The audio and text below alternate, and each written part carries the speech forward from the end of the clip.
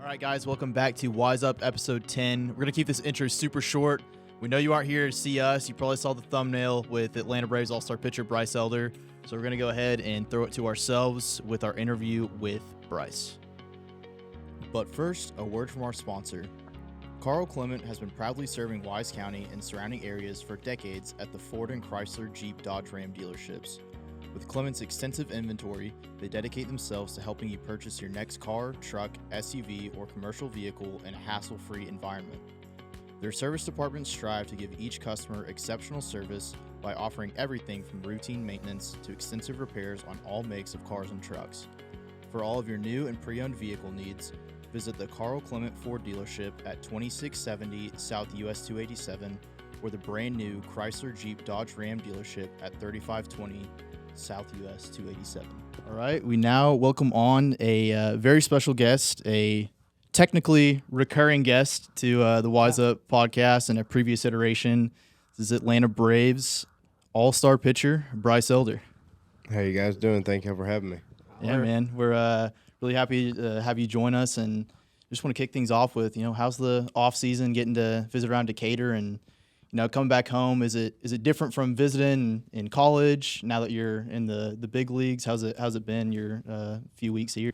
It's been good. I think I got home October 15th, around 15th, 20th. So I've been home for 3.5, almost 4 months. So been here a while. It's been good. See everybody.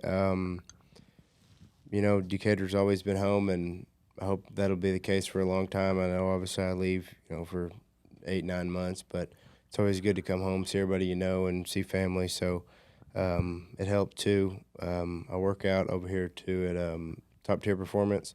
Fernando Escobar and Jim Bowie and Brett Brazil has the SRPT, so I work out over there, and the guys at Top Tier are pretty dang good. So it helps kind of cover all the stops, get a workout, and see everybody. So being home's always good. That's cool. Well, I've kind of heard that you've been visiting some schools too. And I know that must be so special for, if I was growing up here and I got to see somebody that, went to these same schools, grew up in the same town that, that's made it to the big leagues. Kind of why was it important for you to, take some time out of your off season to, make that connection with these kids? Yeah, well, for one, it doesn't take very long. It's always pretty short and sweet. And I know growing up, even seeing when I was in elementary school, we'd have high school football players come over, and I just remember how much that meant for just athletes that are older than you to come in and talk to you, whether it's for 10 minutes or an hour. You just kind of hear how they do things and what they get to do, and it was always pretty cool to see. So I like going to talk to the kids. A lot of my friends, or some of them are just now having kids, but I do know a lot of the people, that are low 30s who have kids that are in kindergarten and first grade. So just knowing their parents and getting to talk to them, it's pretty cool. Even though I went and read for the kindergartners the other day at the STEM school, and I think there was only about 3 kids that knew who I was. But I did find out that during question time that a lot of them played baseball. They didn't ask any questions. They just told me that they played baseball. So that's nice. At least we got quite a few baseball players over there in that kindergarten class at the STEM school. So scratch that question off. Yeah. I was going to say, I played baseball.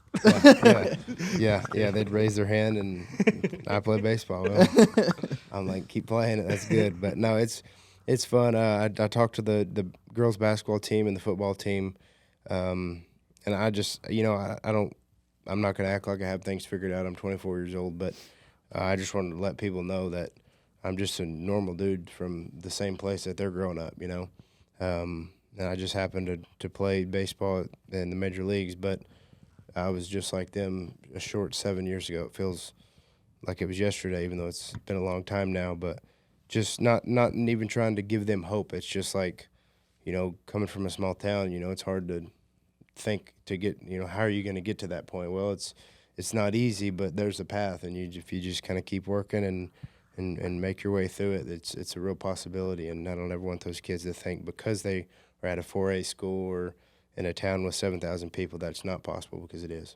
Yeah. Well, I think that's another cool part of your high school journey, your sports journey is, you see some kids that are, basically you're going to play baseball and go to the majors, and this is the only thing you can do. You're going to go to these select leagues. But you're a multi-sport athlete, play golf, play basketball. How would you describe those basketball squads at Decatur back in the day? You had Parker. Yeah, those are some of my best memories. Every year when I talked to the football team last year and talked to them this year and talked to the girls. But when I talk to the girls basketball team, I always tell them that those are some of my favorite sports memories. Just because, I've been fortunate last year, the Braves team, and this year we were super close and really good group of guys. And even at Texas, some of my best friends are down there. But just something about, playing with the people you grew up with and just, you've known them for, 11, 12, 13, 14, 15 years. So that just, I don't want to say it means more, but it does. It's like you've known them forever and you get to play with them. And unfortunately, that's going to come to an end, whether it ends good or ends bad, So being able to play with those guys, and we still talk probably 3-4 times a month, So staying in touch with them is pretty cool. And it's, I don't know, high school sports I always think it's kind of a special thing, It's not always the prettiest games you get to go watch. Some of them sometimes are ugly, but it's special getting to play in front of people that that come to the games, and then also the people that you get to play with, and you know them forever. So it's pretty cool. Well, how's the golf game looking nowadays? I hadn't played all off season. Okay. So I obviously played in high school, and actually I've had some times where I'm better than I was in high school, but right now I probably wouldn't be very good. I hadn't played in about 4 months. I had a stretch last year where I didn't shoot over 75 for like 3 months, and then all of a sudden one day I woke up and I couldn't break 80. So that's golf. And so we're going to start out in spring training this year and give it another go. So we'll see how it goes. So were you like a 3-and-D guy on Decatur's basketball team? What kind of basketball player were you? Yeah, I was just sit in the corner. If Parker was open, throw Parker the ball. Right. Good play. And if somehow I ended up open, I would shoot it maybe. Unless if I was wide open, I would shoot it. Unless Parker was open, then I'd pass it to him. But no, yeah, I wish, that's one of the deals I always try to tell the kids in like high school, especially because talking about baseball, I know a lot about it. I've been able to have some success in it, but my favorite one to talk about is basketball because it was always hard for me because I'm not a very like reaction sport person. Like I like, baseball. I get the ball back and I know exactly what I'm going to do. I saw what the hitter did. Okay, he made this swing. Okay, now I'm going to do this. And I'm 2-3 pitches ahead. And each time you get the ball back and get to take a second and then make the pitch. Well, basketball, you ain't got no time for that. You go from one possession to the next. So I always struggle with that. And I would let other possessions, bother the next one. And so I really like talking to the basketball teams way better than I do the baseball and football teams because like it was hard for me and I see things that I could have done better. So it's easy for me to talk to them and share with them kind of how I went about things and how I wish I would have done it different and in turn would have been better. Going back to your baseball career at Decatur High School, so correct me if I'm wrong, but you originally commit to Howard JUCO, yep, right? Howard JUCO. But then you start turning heads of D1 programs and decided to commit to Texas. Can you kind of walk me through that time in your life where you're deciding where to take the next step and kind of just the whole, bet on yourself mentality? Yeah, well, it all started my freshman year. I wanted to play baseball and golf, and I'd quit baseball in like 6th grade. And I wanted to play. I played a little bit my 8th grade year in baseball in the summer, but just a couple tournaments. But I wanted to play golf and baseball in high school. So my brother did. He played baseball in high school, so I was like, I'm going to give it a go again. I was never very good at hitting, but I knew I could pitch pretty well. So I went and asked the coach. I was like, hey, you care if I pitch? And that's all I do, be a PO, don't hit. I know coming from a freshman, this is kind of a big ask, but is there any way that I could show up to practice, do my throwing, team defense stuff, and then when it's time to hit, I leave and go play golf? And he was like, no, I'm sorry, you either got to be all in or all out. Well, so I was like, well, I'm not playing baseball. So we got a new coach about, I guess, that next year, and went into I was in art class. I'll never forget it, Miss Sutton's art class, and I went to Coach DeKale's office, or his classroom, which was our new coach, and was like, hey, I introduced myself. I'd never met the guy. I was like, well, heck of a start here, this relationship. But I want to play college golf, but I also want to play baseball too. I used to be able to pitch a little bit. Is there any way that I could do that? Throw, do team defense, and then go play golf? And he didn't bat an eye. He said, absolutely. So I was like, sweet. So that's what I did my sophomore year. I was, pretty good high school pitcher, nothing crazy, but solid. And then my junior year was better, and I was like, but I kept getting better at golf too. So I was like, still, I'm going to go play college golf. Well, my junior year, about halfway through the year, Coach DeCale came up to me, and I trust that guy with anything. And so he told me, hey, man, I think you can play college baseball. And I was like, well, I think I can play college golf. And he was like, I was like, to what extent could I play college baseball? And he was like, well, I think you could play somewhere like Texas Tech. Well, Texas Tech had just went to the College World Series, so I'm thinking like, well, I don't know if I could play somewhere like that at golf, maybe baseball. So I started kind of asking some questions. He's like, well, like, you actually think so? And he was like, yeah, absolutely. So, but he was like, but if you are going to try to play college baseball, you got to play summer ball this year. And I hadn't played summer ball. You know how summer ball is now. It's like, it's everything. It's a full-time job at that point. And that's a different conversation, but I hate that. But he was like, here's a guy's number, call him. And I was like, all right. So I called him, and this was in like late April, beginning of May. And they were like, yeah, man, like you can come try out or whatever. So I went down to a place in Grapevine. It was an organization called the Texas Sticks.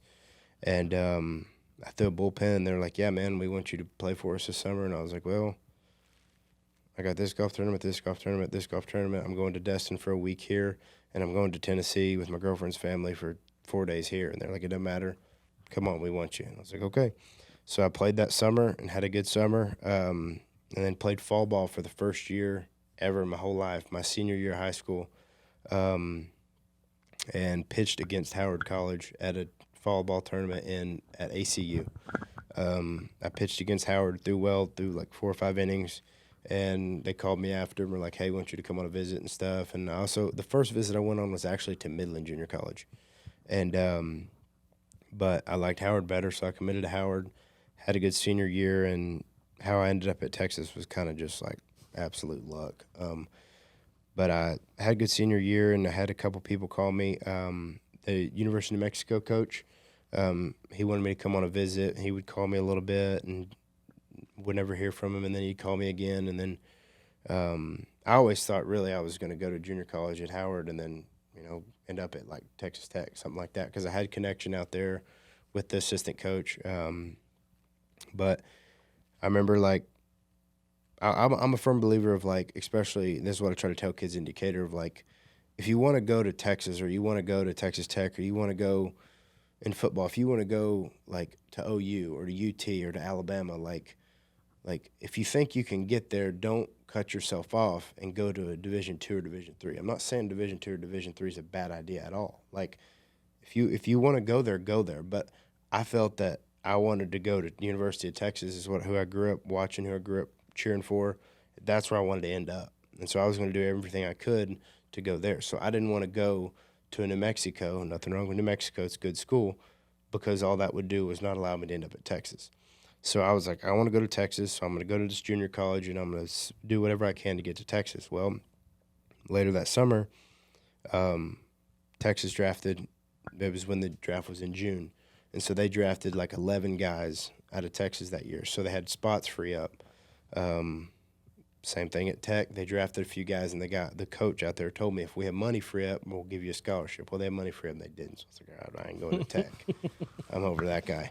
But so I was like, Coach DeCale, like, will you just call down there and see if they'll come watch me? So I got his number from a kid who actually went to Argyle, who's 2 grades younger than me, who was committed to Texas. He's actually one of my real good friends now.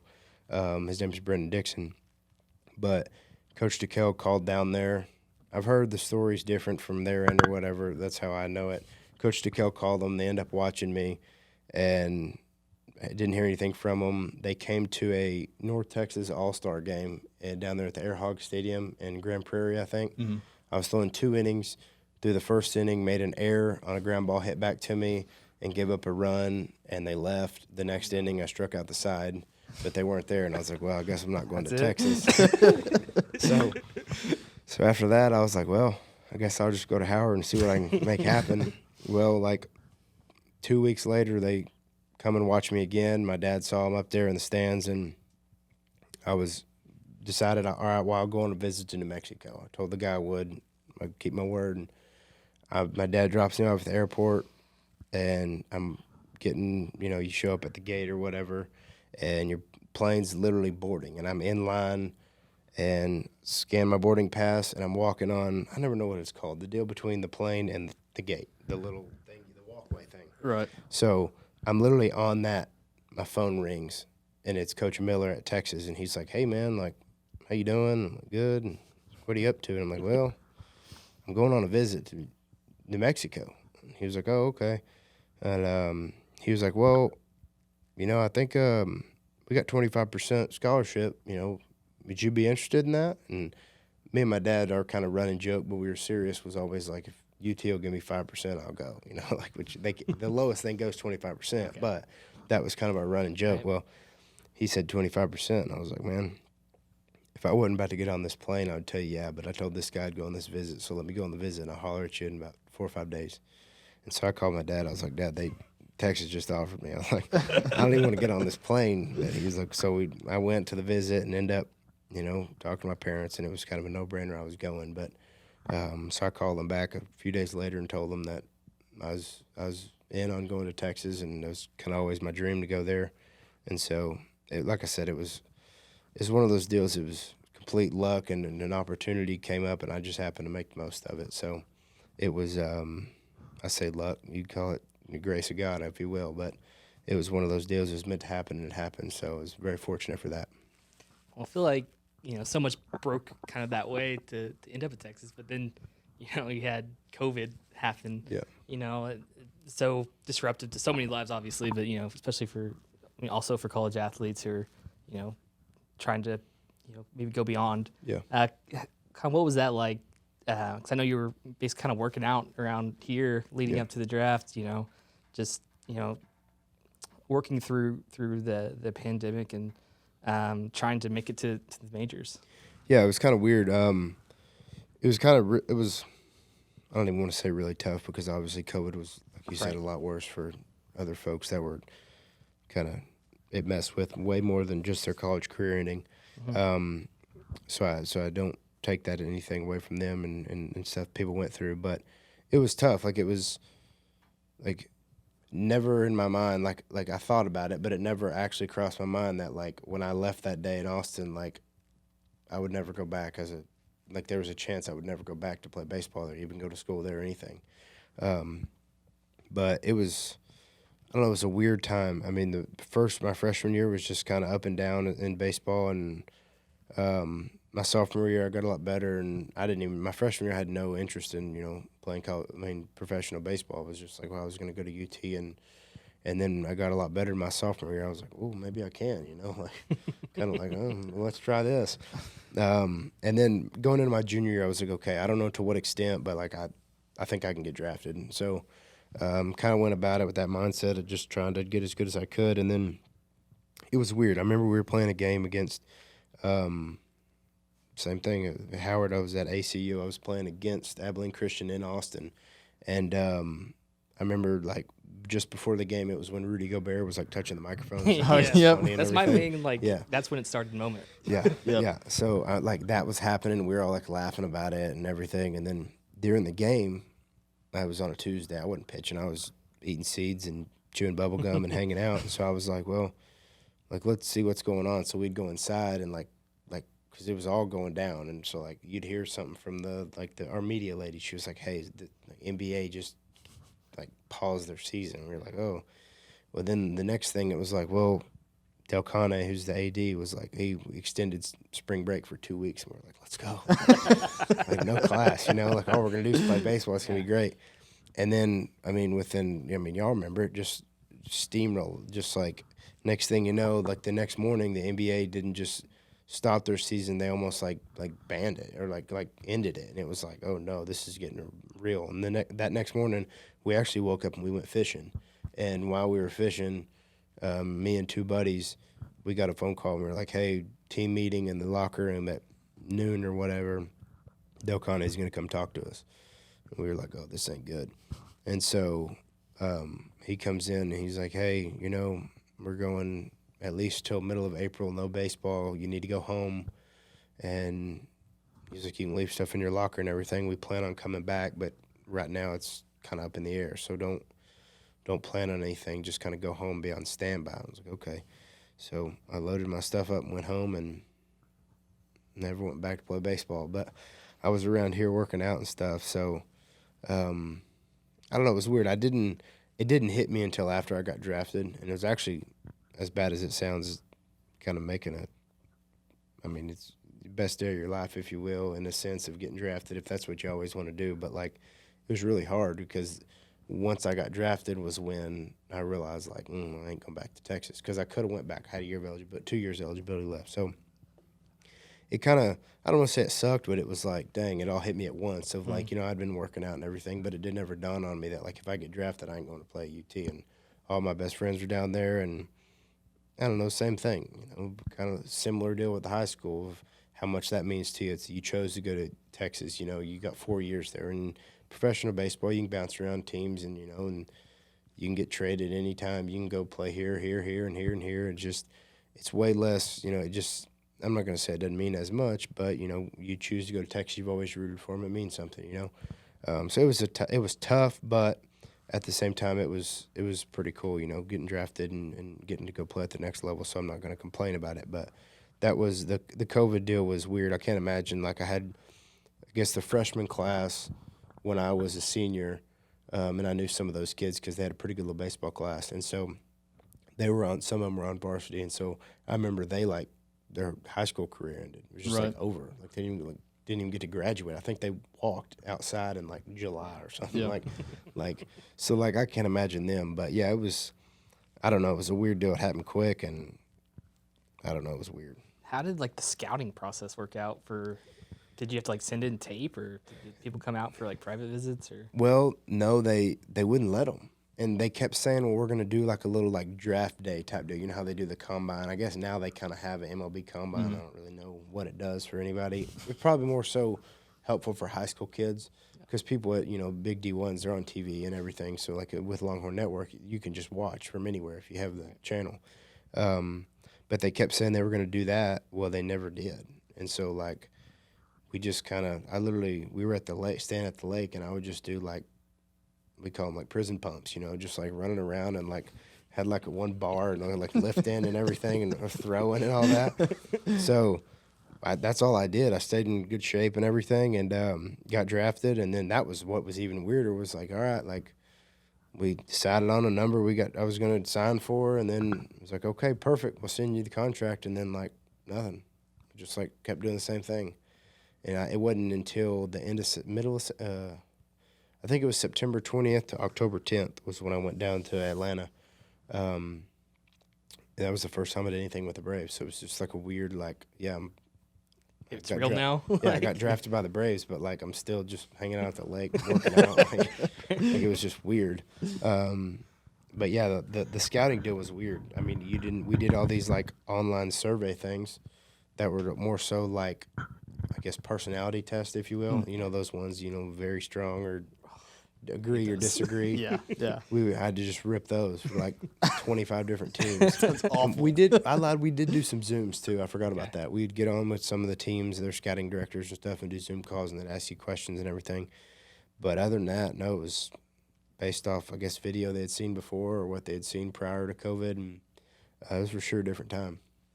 So you get drafted and you sign, and then you kind of really blaze through the minor league. You get called up, and you're back and forth between AAA and the show. What was it like this season, knowing that you start in AAA and you get called up, and then eventually you're an All-Star? What did that All-Star nod feel like, just kind of knowing how the last couple seasons went, where you were back and forth and fighting for a job? Yeah, 2021 in the minor leagues, it was kind of one of those deals you just don't know what you're doing. You're just kind of going out and pitching, and you're throwing well, and you just keep moving up. But it happened so quick. I got to AAA and had some success in AAA. But then 2021 ends, and it's okay, I had a good year. What's next, And then I had a good spring training and ended up getting called up and wasn't very good for 4 starts and got sent back down. And that was the first time,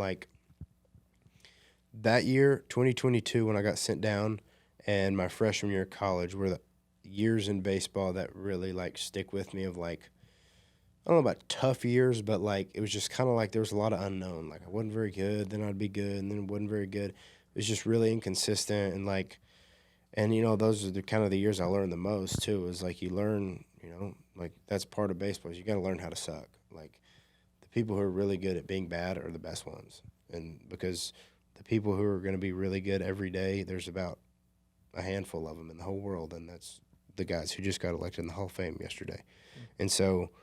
And even those guys still struggle. As baseball's a tough game. So those years were tough. But this past year, I was going to spring training like I thought I had a real chance to win that fifth spot. And, ultimately didn't. But, like I was saying in 22, I learned a lot. Like there was a lot of times in 22 where I was like unsure of like what I was doing. And I think it happens at all levels of sports, whether you're 6 years old or you're 24 or whether you're 35. I think there's always some doubt, maybe, if you will, just kind of some questioning of like, well, that didn't work. Am I doing the right thing? So I had some doubt in 22 about kind of how I was going about things and got away from what made me good. But this year in spring training, like I knew what I needed to do to be good. And I did that. I didn't have great success in spring training, but I was doing it. I felt good where I was at. When they told me I was getting option on AAA, it was just like, like it wasn't something that I didn't do that got me sent down. It was just the other two guys pitched better than me, and that's who they went with. So I was in a weird like spot of like I'm fine. Like I'm just gonna keep going. And so I had one start in AAA. It was good other than one pitch. I gave up a 3-run homer, but other than that, like I knew the direction I wanted to go in and kind of the path that I needed to stay on. And then in I guess 4 days, Freed got hurt. He hurt his hammy. And then I got called up. And then it was just like, I don't know, it happened quick. Like that path that I was on just continued, and it was just clear mind. You just keep going and keep going and keep building. And, I don't know, the All-Star deal, I don't know. Yeah, I just, I think, super fortunate and blessed to be in the situation. But I don't know. I think a lot of people are like this, but I don't even now. Like, yeah, I'm an All-Star, but I don't feel like I just like going back into spring training this year. Like, I still got to earn a spot, and I still got to like just because you're good for.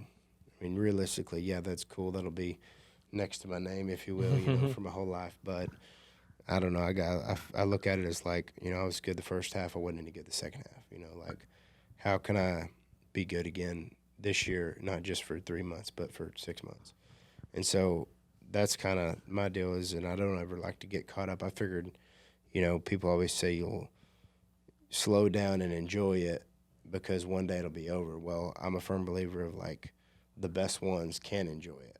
Like it's not that you can't enjoy it. It's just like those guys that are the best never slow down, and that's why they are the best. And like, so I'm a firm believer one day you can look back and be like, okay, that was cool. Like I achieved this, this, and this. But if you're looking at what you're achieving in the middle of it, good luck to you is what I think. So that's kind of where I'm at now. It's just I got to go out and earn a job and find a way to be good for 6-7 months, not just 3. So that's what the plan is this year and get back into it.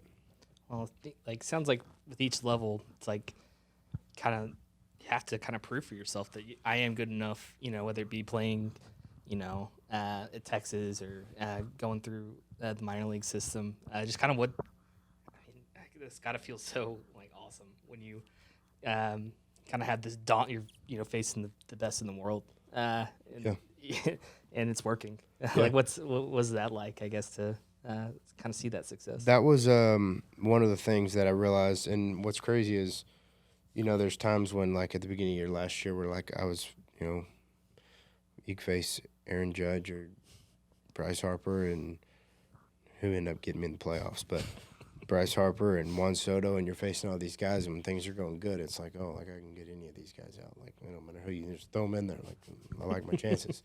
But that's what's crazy about sports is you go from, you're like that for 3 months, and you don't care who's in there, and then the next 3 months, maybe one start you're like that, and then the next 2, it's like, well, that pitch isn't here today. Like, it's not that I don't think I can get them out. It's just like when things are going good, things are going good, So like that's when it's easy. But like I was saying, the guys that suck the best are the best. So that's one of the things I'm working on now is trying to figure out how to be good and be bad. Like when I'm bad, be as good as you can be when you're bad.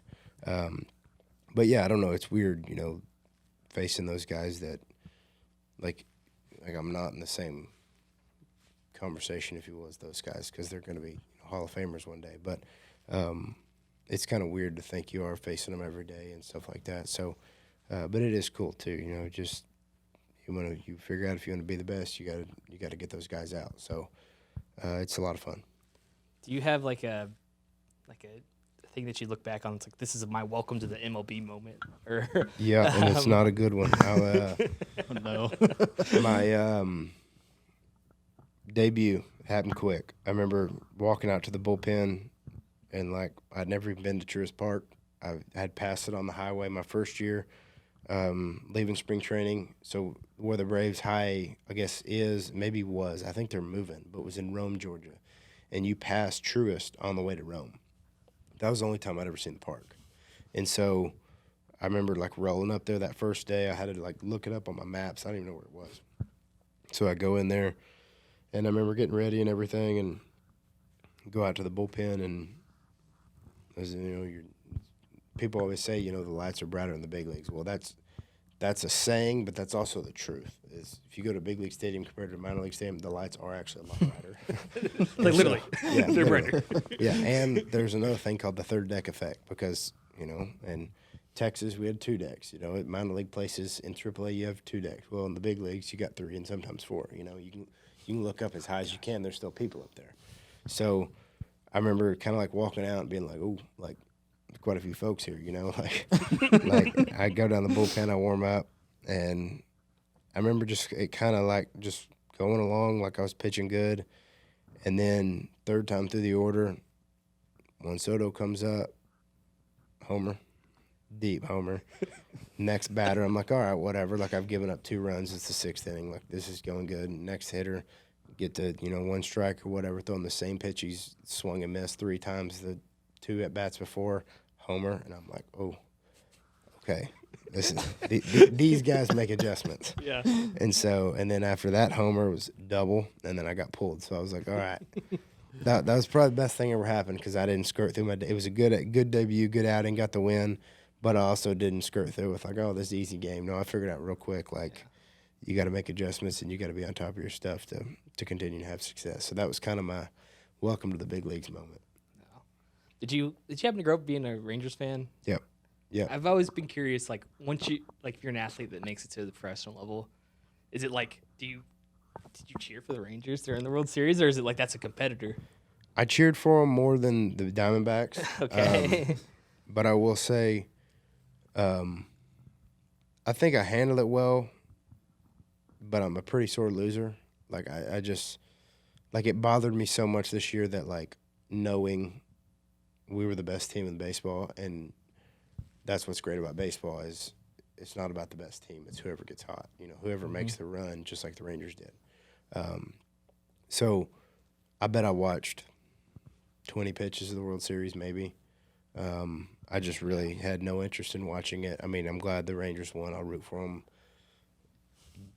Close second to whatever team I'm on. Right. But, I think it'd be awesome to play for them one day. But, yeah, no, I rooted for them in the World Series, but I wasn't glued to the TV watching them. But, no, I think that's just because, you play a long season and you play them and you beat them and you make a run and then it ends. And it's like, well, dang, just kind of upset that you're not in that situation, because we very well could have been. And, I was part of the reason that we weren't there. And so that was something that was just like, like it just kind of sticks with you, you remember that stuff. So that's why I wasn't, just real in tune to rooting for the other team, Yeah, if you right, will. But right. yeah, I was rooting for the Rangers over the Diamondbacks. Okay. Yes, I mean, I think that's one interesting thing about, the team that it's not like we're given like a super long leash on a team that didn't really have any expectations. Yeah. you're thrust into the lineup for a team that, I'm pretty sure they were the favorites going in. So, I think that just adds a whole nother level of pressure for, someone that's trying to find their feet in the majors. But did that almost kind of help, do you think, that that expectation of, Yeah. I think a lot of it with especially the thing that helped on a team like we have right now is like it doesn't matter how, what we're projected or whatever, like we score a lot of runs. So as a pitcher, like it's a great thing to know that like you can have a bad day and go 4 innings and 5 runs and we still win. Yeah. So like that's the good part about it. Even in the playoffs, we didn't score a ton of runs, but like as the season went, like we're the best offense in baseball.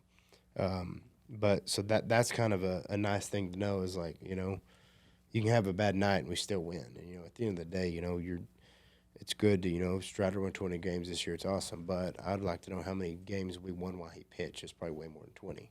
So, that's the stuff that is cool when you're on a good team is you can have a bad day and the team can still win. And, at the end of the day, nobody remembers if you went 4 innings, 5 runs, and if you did that in April, nobody remembers that in September. Everybody just remembers, the team won. So that's what's nice about being on a good team is you can have an off night and still the team can still win. So that's sweet. So pitchers and catchers are reporting here in just a few weeks. When do you actually report? February 13th. And coming off a season where you had some team success and had some individual success, does your mindset change at all going into this spring training? Does it feel any different, or is your approach any different, or is it kind of the same where you're just going to be fighting for a job again? Yeah, I mean, I think it's kind of the same. We signed Chris Sale this offseason. So, I mean, even if it was clean cut, I had a job, I think it's, an interesting thing in professional sports of, like, it doesn't matter who you are. Like, if you're not good, like, you're out. Mm-hmm. So, like, that's the things that I appreciate too is like, and I think that's why people continue to get better is because it doesn't matter how much money you sign for. It doesn't matter anything. Like if you're not getting it done, they're going to find the new person. There's a lot more of them in the minor leagues. There's a lot more of them that are on the bench in the big leagues, So like that mindset of, you just find a way to get better every single year, every day, do something to get a little bit better. It's cliche, but it's the truth. If you continue to get better over a 10, 15-year career, then you're probably going to be really stinking good. So that's kind of the mindset going into it is just I got to earn a job and I'm going to do whatever it takes to do that. And then once I earn the spot, then I'll be prepared, to go pitch, another 180 innings and 31 starts, hopefully a little more than 180 innings, but we'll see. But yeah, I think as soon as you think that you're set up and you got the ball set up on a tee and it's an easy game, you're going to be very surprised that it's not and be rude awakening. So, just going to try to keep going and find a way to get better and see where the year takes me. Well, I know it's maybe one of your final days in Decatur, so thank you so much for coming on with us. And, no problem. Decatur and Wise County, we got like such a great role model. I'm so happy that just as you as a person and athlete, and we're obviously fans. We break the rule of cheering in the press box when it comes to you. Well, often have the game on in our office when you're starting. But once again, thank you so much for coming on today. Anytime. Thank you all. I appreciate it. Well, that was really cool. Yeah. I mean, I would have to say probably, no offense to anyone else that we've ever interviewed, but maybe my favorite interview to date. What a great storyteller. Yeah. Giving it, peeling back the layers and giving us inside looks at, a lot of pivotal times in his life, like getting drafted and signing and trying to choose a college, really blew me away with, how in-depth his answers were and how much he, gave to us. And the fact that he was here, spending time with us. Yeah. He's always been so gracious with us. Even, we're covering his season, takes time out of his day to answer some questions for our stories that we're covering in, on his own time, basically. It's not like media availability. No obligation to talk to us, Yeah. and yet it seems to like us, I think. I hope. Obviously, loves Decatur so much. It's evident in how he speaks about the place and what he's done, since making the show. I don't know, man.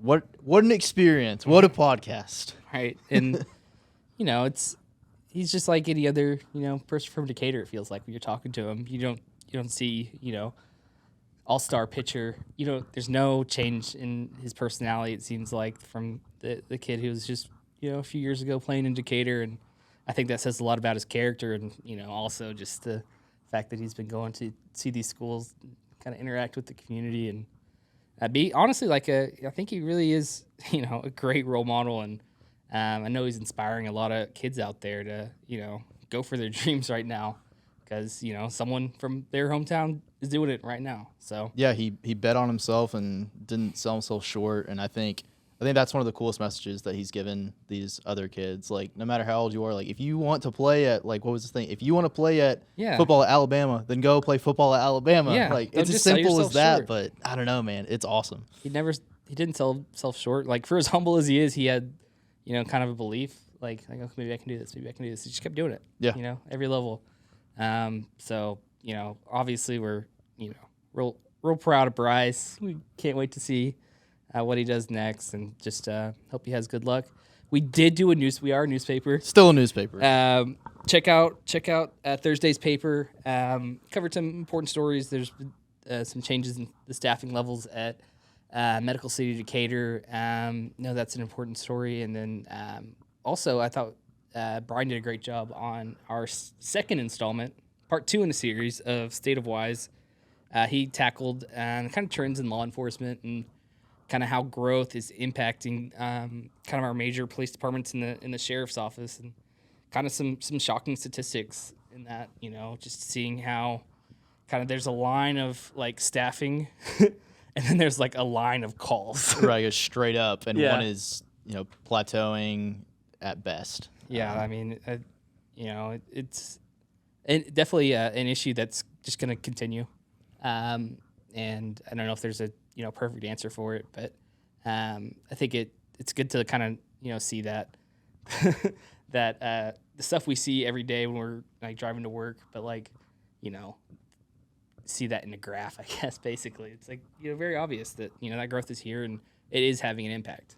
You're a big graph guy. You love Huge the graphs. Graph guy. They do. I mean, it's crazy. They do tell the story. There's 4 graphs in this paper. But yeah, shout out to if you need any other reason. Shout out to graphs and shout out to Brian. We kind of changed the way we're doing State of Wise this year, and I think newsroom staff has taken it in stride and really ran with it so far. So hopefully, I think it's my turn next. So hopefully, I keep up the trend. Yeah, it's gonna be good. And if you haven't voted yet, you still have time for Reader's Choice. January 31st, Wednesday, 5 p.m. That's the cutoff. Not a second after 5 p.m. Doors are closed. They're locked up. Lights are off. We're at home. So get those turned in. Yeah, the ballots in this paper and the previous 2 that have ran. So pick up a paper and fill out those ballots, and stay tuned for the next week of Wise Up. We'll be back. Oh yeah, maybe not with MLB All-Star pitcher. Maybe just some former Little League players. Us. Yeah, maybe. Or yeah, absolutely. But I know you're wondering, like, are we gonna get a Micah Minute this week? And the answer is yes. Without further ado, here is your 4th installment of the Micah Minute. Hey guys, welcome back to the Micah Minute. Just to let you know, UIL is going to release their new districts February 1st, so be looking for that on WCMessenger.com. Shout out to the Decatur swim team for 28 medals, 37 total regional berths at the District 4 4A meet. Zoe Hall, Kinsey Hayes for the girls, 4 gold medals each. Johnny Albaugh was the top male swimmer, 2 gold, 2 silver. Boyd swimmer Libby Vaughn, she got their first state berth last year. She's going back to regional, so good luck to her too. Battle of Big Sandy, Decatur girls 31, Bridgeport 22. Reese Christian with 12 points in the second half to lead Decatur to the win. Boys game, Decatur 83, Bridgeport 46. Braden Shook, Jaden Colbert combined for 50 points, and Blake Guston had 30. Slidell Homecoming, boys and girls both beat St. Joe. Boys got 101 points over Forestburg on Tuesday. Girls fell to Forestburg. Had Decatur and Bridgeport receive Padilla Poll All-State. Check that out online.